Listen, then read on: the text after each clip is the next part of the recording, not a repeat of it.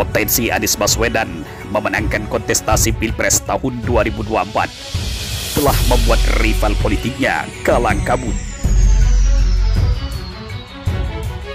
Terbukti tudingan fitnah kolot yang pernah dilayangkan kepada Anies Baswedan di Pilkada DKI Jakarta tahun 2017 lalu kembali mengemuka, yaitu bahwa Indonesia akan menjadi negara khilafah dan bernasib sama seperti negara Suriah jika Anies Baswedan memenangkan pemilihan presiden tahun 2024 mendatang.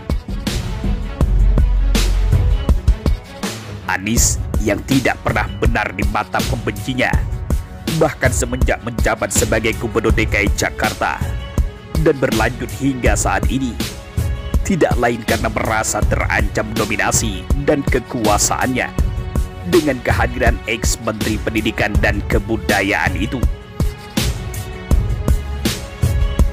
Seperti diketahui, berbagai tudingan busuk yang ditujukan kepada Anies Baswedan tidak satupun dapat dibuktikan. Bahkan di sisi lain, tingkat kepuasan publik pada kinerja Anies Baswedan di akhir masa jabatannya sangat tinggi dan memuaskan.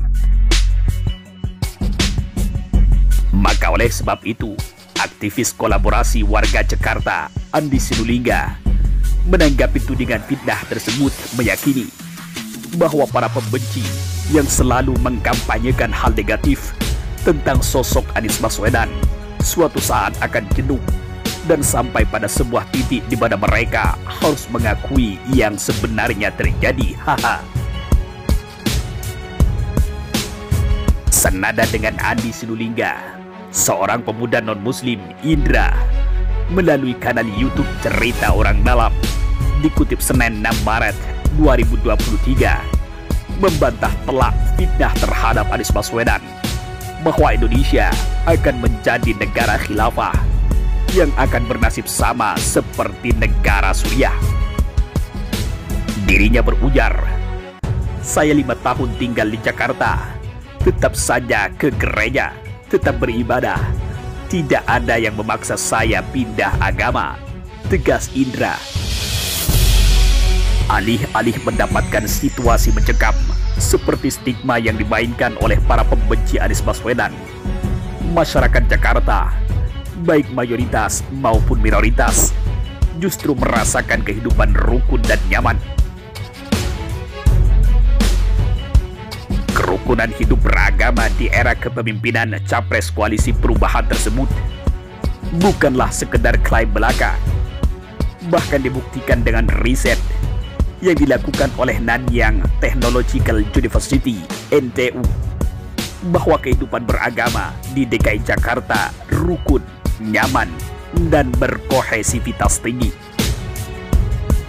Serangan bertubi-tubi yang ditujukan kepada Anies Baswedan di masa pencapresannya saat ini juga ditanggapi serius oleh jurnalis senior Edi Mulyadi. Menurutnya, rezim Jokowi sudah sampai pada kesimpulan bahwa jika pemilihan presiden dilakukan, maka Anies Baswedan tidak akan dapat dihentikan. Anies Baswedan pasti akan menang dan rezim tidak menyukai hal tersebut, tegas Edi. Maka oleh sebab itu, tidak mengherankan apabila mantan Gubernur DKI Jakarta itu terus dijegal walau dengan cara apapun. Termasuk yang terbaru adalah peristiwa kebakaran depo BBM Plumbang, Jakarta Utara beberapa hari yang lalu, di mana Anies Baswedan pun juga disalah-salahkan dan disebut wajib bertanggung jawab atas peristiwa yang memakan korban tersebut. Adalah anggota DPRD DKI Jakarta fraksi PSI William Asarana yang melayangkan kritik tajam kepada Anies Baswedan yang ditudingnya sembrono sebab telah mengeluarkan izin mendirikan bangunan atau IMB. Menjawab tudingan politis itu, anggota Dewan Perwakilan Rakyat Tifatul Sembiring terang-terangan menelanjangi muka politikus PSI tersebut. Ia berujar, Bukannya membantu memberi solusi kepada korban, malah main belah bambu. Kemarin PSI ramai isu agama, sekarang cari-cari salah, ucap Tifatul. Dikutip dari Newsworthy, Senin 6 Maret 2023, Musdia Umar pun turut serta menyesalkan tudingan bodoh yang dialamatkan kepada mantan Gubernur DKI Jakarta itu. Pasalnya, Anies Baswedan hanya merealisasikan janji politik pendahulunya yang belum sempat dilaksanakan, yaitu Gubernur DKI Jakarta yang maju sebagai calon presiden, sehingga tidak sempat merealisasikan janji politiknya.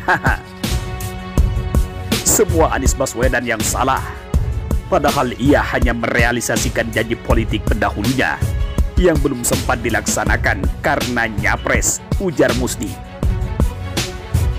Sementara itu, pegiat media sosial Helmi Felis menanggapi tudingan negatif itu, mengklaim tidak habis pikir dan heran bukan kepalang karena Anies Baswedan diseret-seret ke dalam kasus kebakaran depo BBM.